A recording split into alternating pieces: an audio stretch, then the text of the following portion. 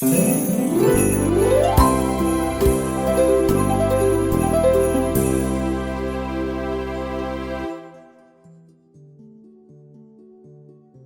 пожаловать на кухню травника. Сейчас приготовим лекарственный травяной чай от кашля.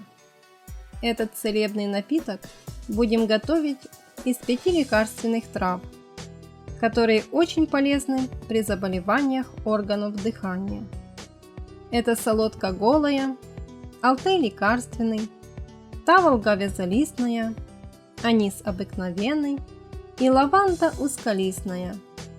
Будем готовить с хорошим настроением, мудростью и пользой для здоровья.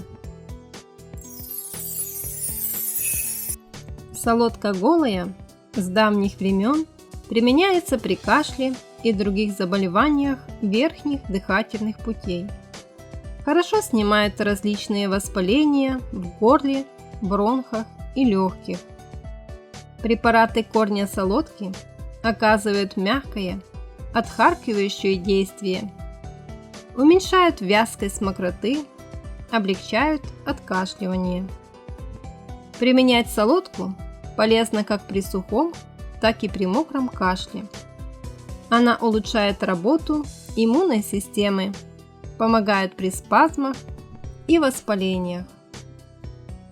Алтей лекарственный на протяжении многих веков считается наиболее эффективным лекарством от кашля и при разных заболеваниях органов дыхания. Корень растения богат слизистыми веществами, которые обволакивают пораженные оболочки, создавая слизистый протектор. Алтей лекарственный успешно применяется при кашле с трудновыводимой мокротой. Он разжижает вязкую мокроту и способствует бережному выводу ее из дыхательных путей. Таволга вязолистная – природный аспирин. Все части растения содержат различные соединения салициловой кислоты, поэтому таволга, подобно аспирину, уменьшает боль и воспаление, снижает температуру. Препараты из таволги способствуют выводу слизи из бронхов, смягчают кашель, хорошо укрепляют иммунитет, усиливают его защитные свойства. Анис обыкновенный – отличное жаропонижающее и отхаркивающее средство. Препараты из аниса хорошо уменьшают воспаление, облегчают отхождение мокроты, очищают легкие и бронхи.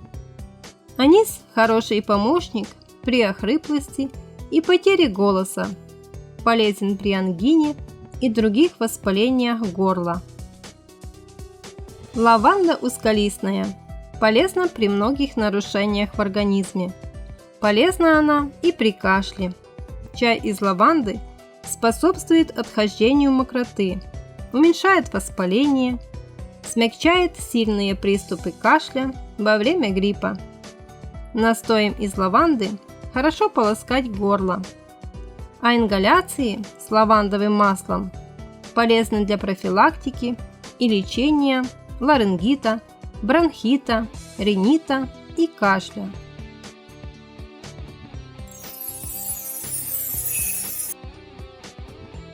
Перед тем, как приготовить целебный напиток, хочу напомнить, что любой травяной чай, который принимается впервые и еще неизвестно, как организм на него отреагирует, нужно принимать в первый день маленькими дозами и в маленьком количестве.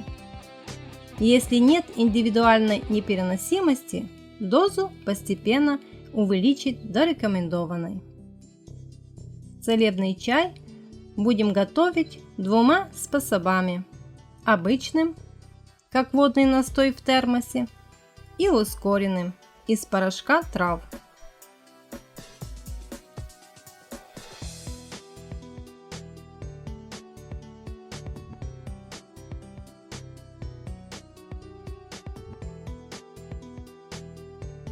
И для того, чтобы приготовить чай в термосе, нам понадобится 500 мл воды, 1 чайная ложка сухого измельченного корня солодки. Это приблизительно 1,5 грамма. 1 чайная ложка сухого измельченного корня алтеи. Это приблизительно 1,5 грамма. 1 чайная ложка семян аниса. Это приблизительно 2 грамма. 1 чайная ложка цветков таволги. Это приблизительно 1 грамм. 1 чайная ложка цветков лаванды. Это приблизительно полграмма. 1-2 столовых ложки качественного меда по желанию. Все травы смешиваем в один сбор.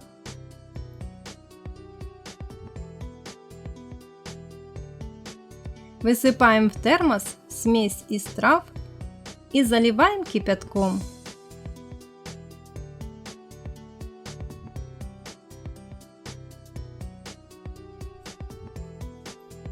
Оставляем настаиваться минимум 3-4 часа. Лучше оставить на ночь. Готовый настой процеживаем. Все готово. По желанию, перед употреблением можно подсластить медом.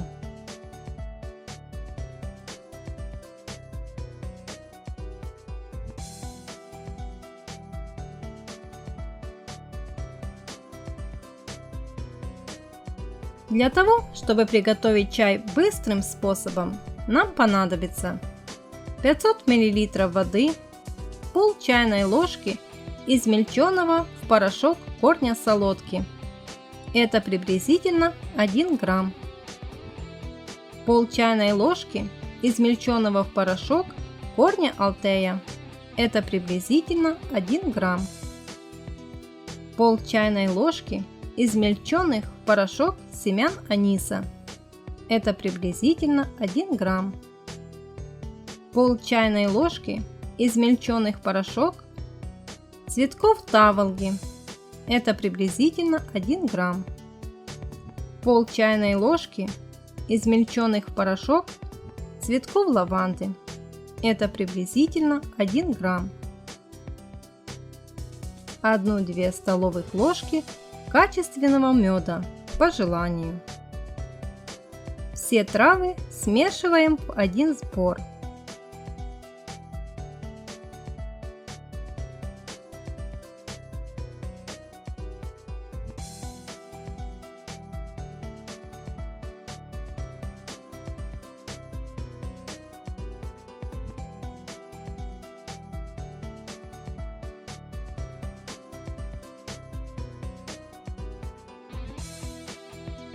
Высыпаем в подготовленную посуду смесь из трав и заливаем кипятком.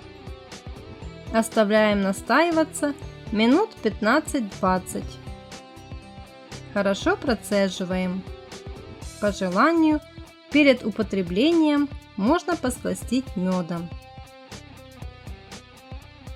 Принимать такой травяной настой от кашля лучше маленькими порциями по 30-50 мл на протяжении всего дня.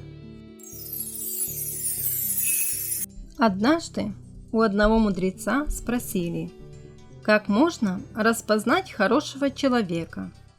И мудрец ответил, это не то, что он говорит, и не то, каким он кажется, а та атмосфера, которая создается в его присутствии. Вот что является свидетельством, ибо никто не в состоянии создать атмосферу, не принадлежащую его духу. Желаем вам крепкого здоровья и разумного к нему отношения.